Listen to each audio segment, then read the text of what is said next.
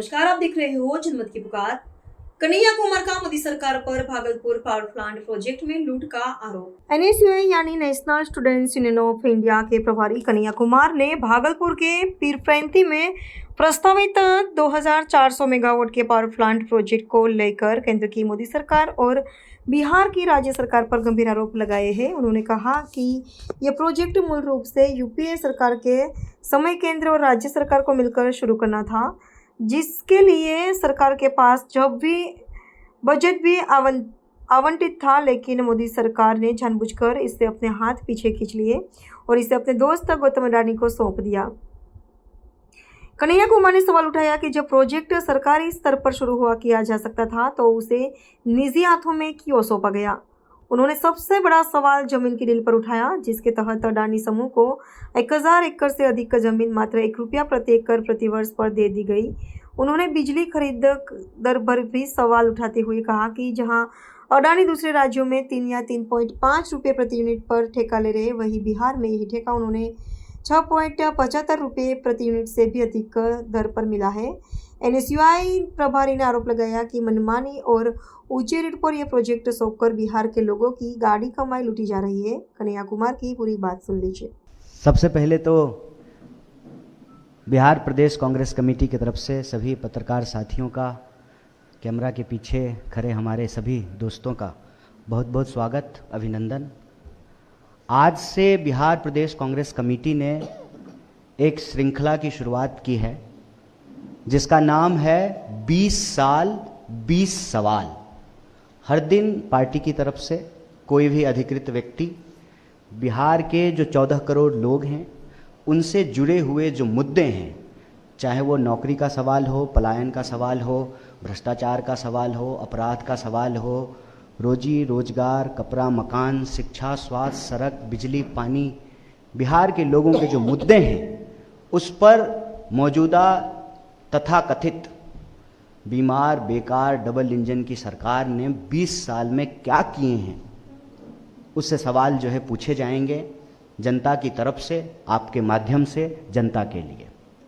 आज का जो मूल विषय है, जो पहला सवाल है, उस पे हम पूरे सबूत के साथ आपके माध्यम से सरकार को भी और बिहार के करोड़ों लोगों को यह बताना चाहते हैं कि जो सरकार वोट चोरी से बनेगी वो सरकार जमीन चोर है, वो सरकार मुनाफाखोर है, वो सरकार बचत चोर है, वह सरकार बिहार के धन संसाधन को प्रधानमंत्री जी के दोस्त की तिजोरी में पहुंचाने की कवायद में लगी हुई है।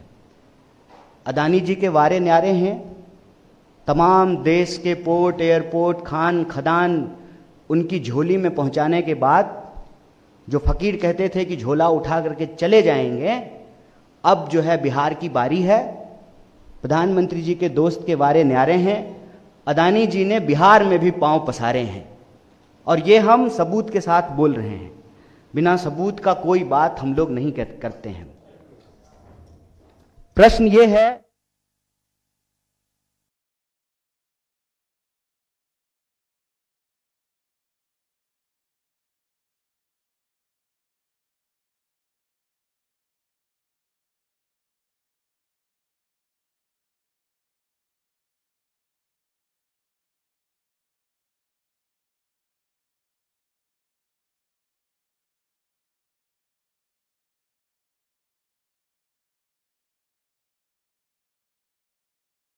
बिहार को हजारों करोड़ का प्रोजेक्ट दे रहे हैं और पावर प्लांट बनाने के लिए जो 21,000 करोड़ आवंटित किए गए, उस प्रोजेक्ट को सरकार जो है वापस लेगी और प्रधानमंत्री जी के जो मित्र हैं वो प्रोजेक्ट जो है उनको सौंप दिया गया है।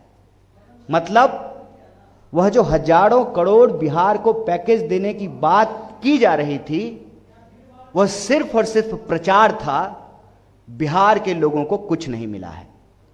दूसरा जो विषय है कि यह जो प्रोजेक्ट है जिसकी हम चर्चा कर रहे हैं पावर प्लांट की, असल में इसकी शुरुआत यूपीए सरकार के दौरान हुई थी। भूमि अधिग्रहण शुरू हुआ था और उस वक्त ये राज्य सरकार और केंद्र सरकार को मिलकर के यह प्रोजेक्ट बनाना था।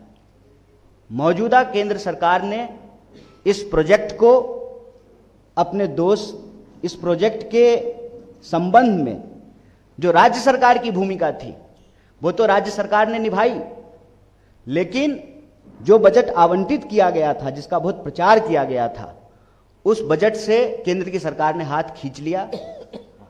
और जब तीसरा जो महत्वपूर्ण बिंदु है, इसको सिलसिलेवार ढंग से आप देखेंगे तो इस बजट के में, इस प्रोजेक्ट में जितना अंबानी जी खर्च करने का प्रॉमिस, अदानी जी, माफ कीजिएगा, क्या करें दोनों एक ही हैं, बड़ा नाम मिलता जुलता है। अदानी जी कह रहे हैं कि हम 25,000 करोड़ में जो है ये प्रोजेक्ट बनाएंगे और सरकार जो है उसके पास भी 21,000 करोड़ आवंटित था। पहला प्रश्न ये है इस प्रोजेक्ट से संबंधित, फिर ये प्रोजेक्ट जो है अदानी जी को क्यों दे दिया गया। दूसरा प्रश्न ये है, एक असेसमेंट के हिसाब से इस प्रोजेक्ट से कुल 1 लाख करोड़ का मुनाफा होना है, बचत होना है, 1 लाख करोड़ का। ये 1 लाख करोड़ अब बिहार के लोगों की झोली में नहीं पहुंचेगा, ये 1 लाख करोड़ जो है प्रधानमंत्री जी के दोस्त के तिजोरी में पहुंचेगा। तीसरा बिंदु जो है कि फिक्स रेट पर यही अदानी जी दूसरे राज्यों में 3 रुपए प्रति यूनिट, 3.5 रुपए प्रति यूनिट में जो है ठेका ले रहे हैं, पावर प्रोजेक्ट इनको मिल रहा है। बिहार में अभी अभी इनको 6 रुपए प्रति यूनिट से जो है उससे भी ज्यादा ये ठेका इनको मिला है। अगर ये 5 रुपए प्रति यूनिट से भी मिलता तो लगभग बिहार को 56,000 करोड़ रुपए की बचत होती। 56,000 करोड़। सवाल यह है कि मनमाने रेट पे, प्रति यूनिट मनमाने रेट पे यह प्रोजेक्ट अदानी जी को क्यों दिया गया है। तो 3 विषय है हमारे सामने। पहला, 1 रुपए प्रति एकड़ के हिसाब से 1,000 एकड़ जमीन अदानी को क्यों दी गई।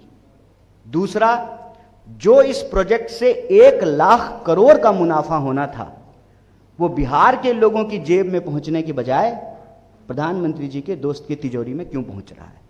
और तीसरा, सुविधा अनुसार 6 रुपए से भी ज्यादा प्रति यूनिट में जो है इनको ठेका मिला है, जबकि उत्तर प्रदेश में 3.5 रुपए में और अभी जनवरी में ही बंगाल में जो है इनको 3.5 रुपए में के फिक्स रेट पर ठेका दिया गया है।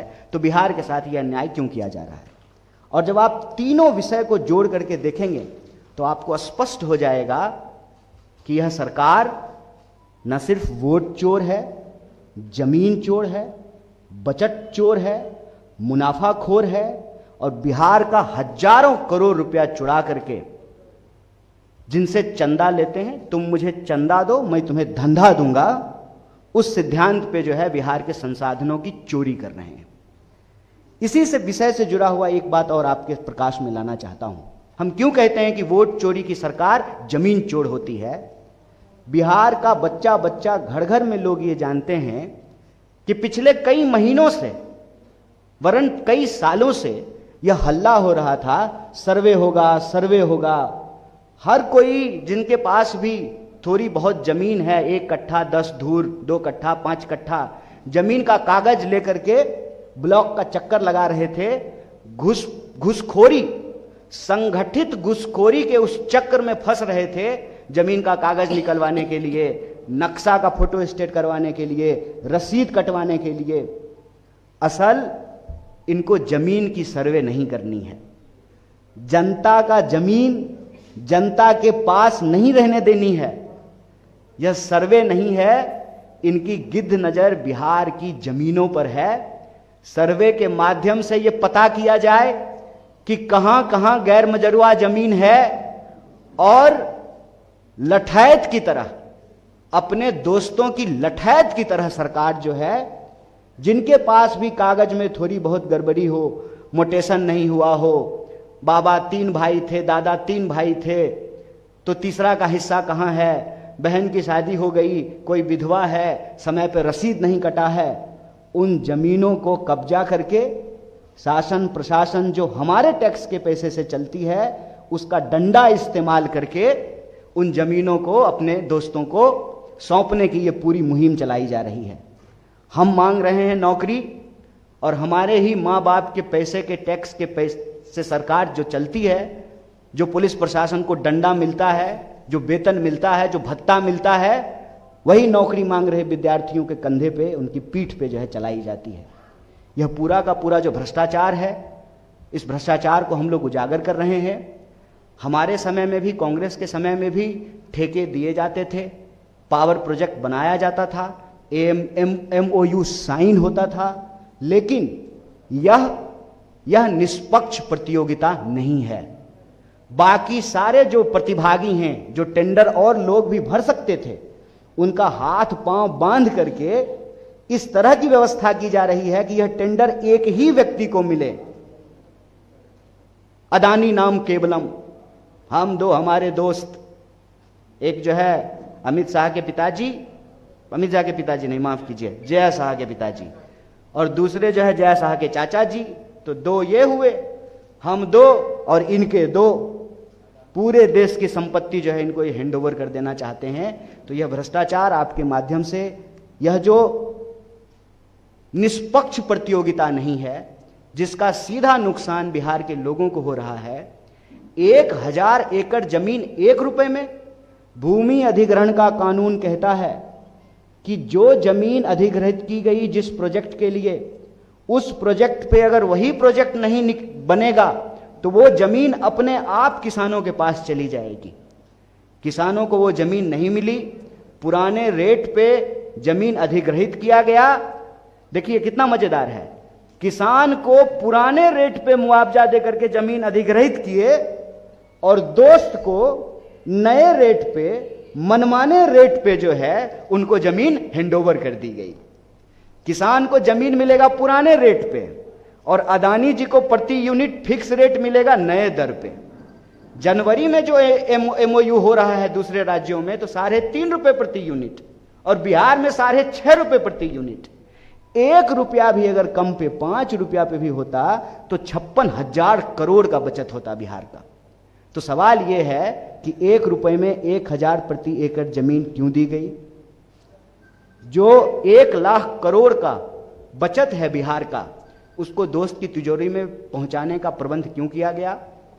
और फिक्स रेट पर, मनमाने रेट पर जो ये MOU साइन हुआ है, या जो प्रोजेक्ट साइन हुआ है, उसमें जो 1 रुपया भी कम होता तो 56,000 करोड़ रुपए का बचत होता। तो ये बचत की चपत यह सरकार क्यों लगा रही है, ये पक्ष हम आपके सामने रख रहे हैं, और इस दावे को दोहरा रहे हैं कि वोट चोरी से बनी सरकार जमीन चोर है, मुनाफा खोर है, बचत चोर है। बहुत बहुत शुक्रिया, बहुत धन्यवाद।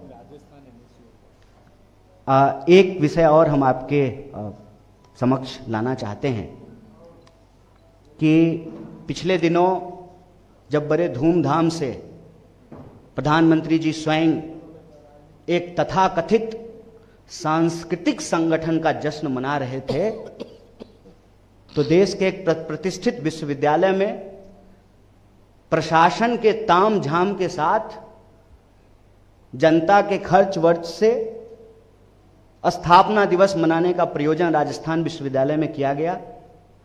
NSUI ने कहा कि हर राजनीतिक दल, हर सांस्कृतिक दल के अधिकार संविधान में समान है।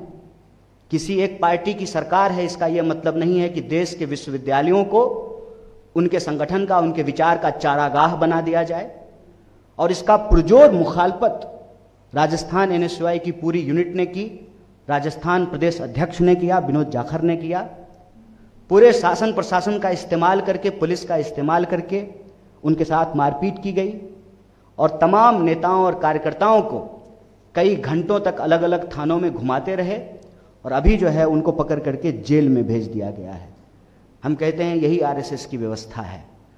जिस दिन RSS का प्रभुत्व समाज पे होगा, शासन प्रशासन उनके कब्जे में होगी, उस दिन संविधान का गला दबाया जाएगा, और ये उसका सीधा उदाहरण है। आपको अगर कार्यक्रम करने का अधिकार है तो वो अधिकार सरकारी संस्थानों में करने का नहीं है। और अगर आप सरकारी संस्थान में कर रहे हैं तो आप अगर कार्यक्रम कर सकते हैं तो इस देश का नागरिक और विद्यार्थी होने के चलते उसका विरोध करने का अधिकार हमको ये संविधान देता है। फिर गैर संवैधानिक तरीके से संगीन धाराओं में जिसका उस कार्यक्रम से और उस विरोध से कोई लेना देना नहीं है, उन छात्र नेताओं को और एनएसयूआई के कार्यकर्ताओं को अरेस्ट किया गया है। हम इस मंच से न सिर्फ उसकी मजम्मत करते हैं, उसका विरोध करते हैं, बल्कि एनएसयूआई के इस साहसपूर्ण कर्तव्य के लिए, कार्य के लिए उनकी बहुत प्रशंसा करते हैं। और पूरी ताकत से बिहार प्रदेश कांग्रेस कमेटी, पूरा देश, हर विद्यार्थी जो लोकतंत्र और संविधान पसंद है उनके साथ खड़ा है, मजबूती से खड़ा है। बहुत बहुत धन्यवाद। अगर आपने हमारा अभी तक चैनल सब्सक्राइब नहीं किया है तो कृपया चैनल सब्सक्राइब कर लें, लाइक करें, शेयर करें, कमेंट करें। तो मिलते हैं फिर किसी और खबरों के साथ। नमस्कार।